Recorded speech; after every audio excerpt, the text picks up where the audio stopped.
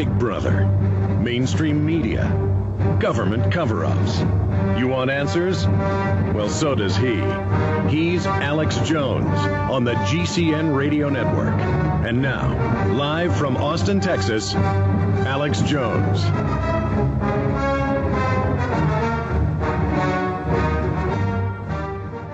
I don't think the public realizes that child raping guilds run the Western governments. Well, yeah, that's the case. And I mean, the situation in the UK is that over the past decade, state abductions of babies under 1 month old has increased by 300%. And the vast majority of those abductions are by force, not by people giving them up for And adoption. they leave all the foreigners alone. They want those white babies. And it's because they're paid bonuses to meet quotas. I've got an article out of the Daily Mail from February 2008 which talks about how social services are paid bonuses to snatch babies for adoption. So that's another motivation for them. As much as £250,000 to adopt out one of the babies, and then they get tens of thousands of pounds in bonuses. These are literally private agencies run by pedophiles snatching children. Go ahead. That's right, and the latest advancement of this is, as I wrote about in the article, the creation of a new government agency, the Independent Safeguarding Authority. Some of the individuals of which sit on the board of this organization are involved with, quote, treatment and rehabilitation for sex offenders. That's certainly nothing to worry about, I'm sure. And you'll always find they're totally obsessed with it. They're involved in it. Most of them will be convicted child rapers, and of course they'll also be into every other form of evil you can imagine.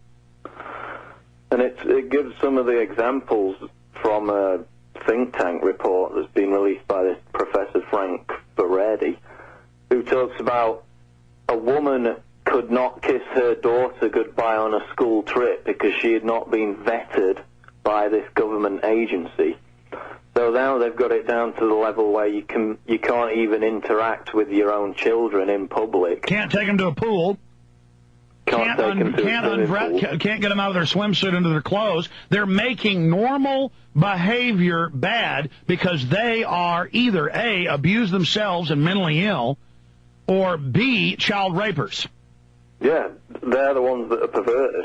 I mean, you brought up the example of a half-naked child with his backside showing in a photograph, and there was a case today where Asda, which is the British version of Walmart, it's owned by the same people, they refused to develop a photograph because they thought it was an example of paedophilia, because this woman wanted a picture of her son when he was a naked baby to put on his 21st birthday cake. Yeah, they take a good, wholesome thing like, the Michelin baby that would be sitting in the tire. Illegal!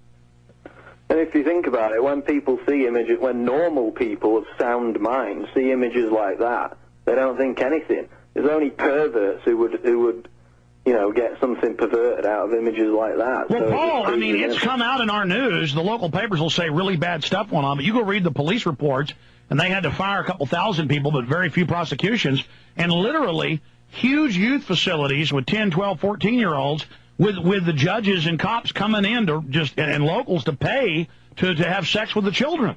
And the government is bankrupt, folks. They're totally evil. Right, and the flip side of these child safety laws is that there's another article today out of The Guardian. Child safety laws mean adults scared to approach children. And it gives examples where a children falls over in the road and the adult is scared to even help them out for fear of being looked upon as a child abuser or a pedophile. Listen, I go to birthday parties and you say hi to the children, or they're talking to you, or they say something to your child, and you say hi, they won't even talk to you. It's creating mental illness. It's totally... Oh, it's just incredible. Meanwhile, the public's trained to trust school administrators and cops and social workers when the government's own numbers 5 times more likely to abuse kids.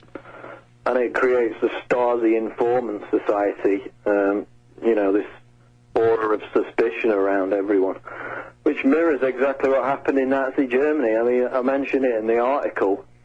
In that case, the government snatching all the kids was a precursor for Hitler's eugenics program, because Dr. Mengele needed plenty of subjects to experiment on.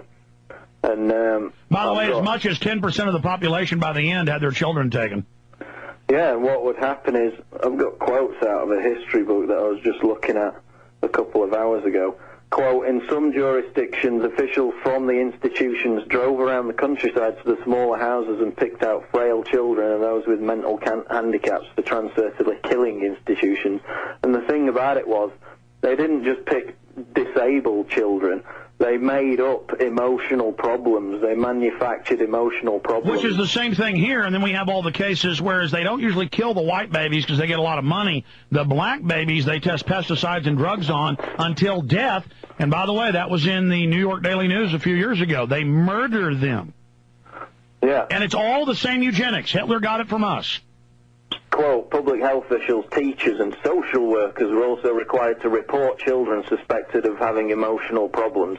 Social control was exercised through the 3 recreational after-school programs and Nazi youth groups. Now, you look at the programs in 6th and 7th grade, it says where they're now in a class for a semester, half the year, and the BATF or other deputized, it's a local, but they're deputized, and it says they're with them in the after school, they take them on field trips, and they say on the news they report on their parents. I mean, folks, this is pure tyranny. Go ahead. So we had a case in 2006 that I wrote about in Indiana, which is if a kid doesn't do their homework, they have to attend mandatory after-school classes. And in that instance, the school threatened parents with police and CPS involvement because they... Are you kidding? They already arrest you in Houston. They already arrest you in Houston if you don't finish the, quote, homework. And it's all worthless. The school's just teaching you how to not think and suck fluoride and drink Prozac. Yeah, and the parents turned up 5 minutes late, and they were threatened with police and CPS. Threatened? Here in Austin, if you're 5 minutes late, they criminally charge you when it's not even in the code and take your children.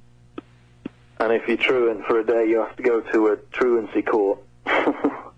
It's crazy. More quotes out of Nazi Germany. Parents were coerced, cajoled, and finally forced to institutionalize their children. Lies and deception combined with regulations and decrees served to ensure that parents committed their children to designated institutions. So it's all about getting people in the system. And in Nazi Germany, they used the racist ideology of feeble-mindedness, which was defined as anything. Well, also, a woman in, like, 33, it's a famous case of eugenics really taking off in Germany. They used it in newspaper articles, sent a letter to Hitler saying, my daughter's retarded, please let me kill her. And the Fuhrer said, okay, kill her. And then he went and saw the killing, and it was so beautiful to kill the little girl, and so good, and the skulls on their hats and all the darkness, and oh, it's so loving. And now we have the bioethics boards and the eugenicists, and they're euthanizing the old people who are begging for water and food everywhere. And I have Wall Street Journal writers on who go witness them murdering people, and the general public has no idea what's going on. Just total darkness. Paul, I'm freaking out because it's all happening here. I know it is. It's just scary. I mean, it makes me not even want to have kids. No, you have to fight back. You have to fight back. When you and Ehan get married, you got to maybe go to a third world country or something. That'll probably be the last generation you can have free of them. But no, we're going into the scientific dictatorship of the one-child policy, the regulation, the genetic testing. They've announced it all, folks. It's all over. The end of our species as you know it, according to the UN and others. They're taking full control of our development.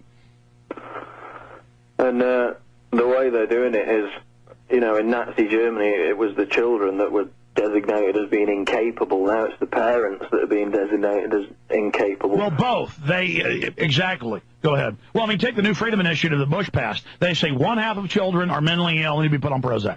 And when they have you, 67% of children nationwide in government hands are on psychotropics. Which is a rigged game in itself, because by these same laws, parents are afraid to even lightly physically discipline their own child. And then they get out of control, and the state gets them and gets to rape room them. And then they had one of the head of the psychiatrists for the state, it's in Endgame, And he told the legislature, he said, yeah, 67% are on these drugs because they got bad genes.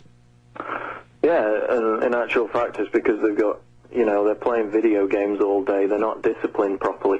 It creates this Clockwork Orange generation of wild, unruly scum. And then they put them on the drugs, and then they get even crazier, and then there's more drugs. Go ahead.